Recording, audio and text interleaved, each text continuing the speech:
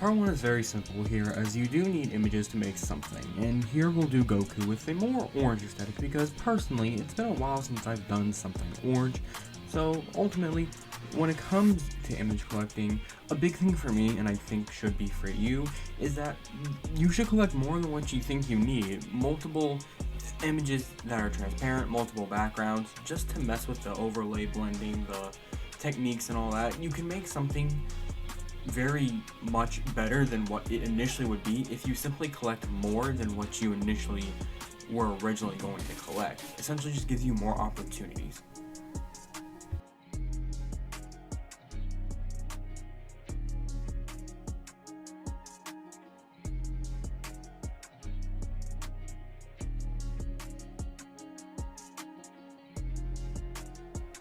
So part 2 here is figuring out how we are going to lay out your profile picture. Now, this may sound simple, and it very much can be, especially if you're going for a more simple approach with your design, but the moment you want to get more complicated and more experimental with your profile pic, the more you have to take things into consideration.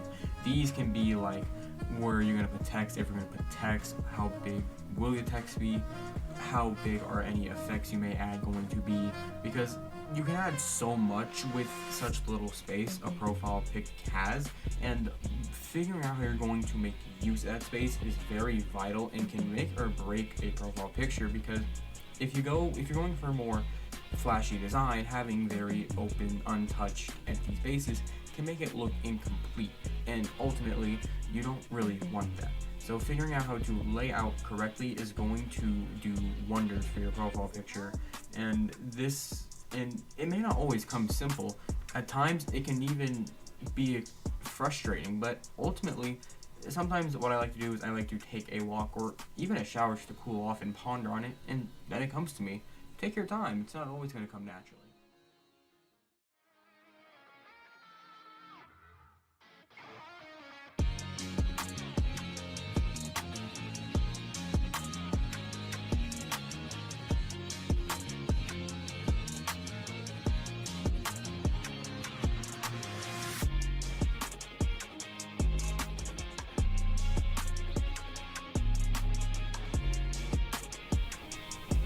So here in part 3 is where it all comes together, and it's using filters and effects to complete your beautiful creation. And before I explain what I do, it is important to address that different software have different filters available. So for this video, this is done on IBIS Paint X, a free-to-use app available to all, if not most, platforms, and even available on the school iPads given to the design course. So moving on, I filter and mess with the background first, and this is something I personally do, and this is not a official guide as to you have to do the background first before you do the main character or whatever your profile pic's main looker is. And to do this, I change the blending, which can be done by pressing the button on the bottom right that will say what blend your layer is on, so mainly normal or add for this video. And for the background, however, I go to the screen tone and use .L16 and then use the grayscale filter to make some disappear in the middle, something I did experiment. Now finally, I mess with Goku and use one of my favorite techniques I learned off the internet, and so starting off, I make 3 dupes of the same layer, and then on the bottom one, I change the color to white, and then use the Gaussian blur. Honestly, I don't know how to pronounce that, but we're just gonna roll with it, and I give it the add blending filter. What this is going to do is that this is going to help it with color blending and allow it to sort of pop out while still somewhat helping it out and making it not look weird. Like if I were to put green, it'd probably have a weird look to it, so white is usually the option you want to go with. However, of course, experimentation is of course allowed, and well, of course it's allowed, is encouraged, I should say. And that is all we do with the bottom layer.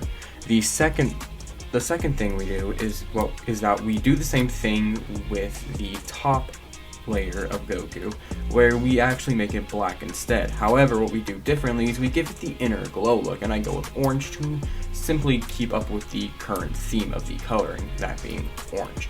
And With that, I then go and use the chromatic abbreviation filter and sort of mess with it a bit. I sort of make it line up so it's like directly looking like it's straight. It's not off to the side, left or right, up or down. It's just sort of there, up front, in the middle. Since the Goku's looking in the middle, there's no unique angle with it. I usually try to keep it with the angle. And then I also hit the add option to it. And after this, you can then either blur it yourself or you can just keep it the way it is. Personally, I usually do like to blend it a lot, but sometimes I don't. And sometimes it can make it look better. And of course, from this, you can hit a hue and saturation change to change the colors of all things to make it all look consistent with one another. But of course, that is up to you. And this is how I made this Goku profile picture.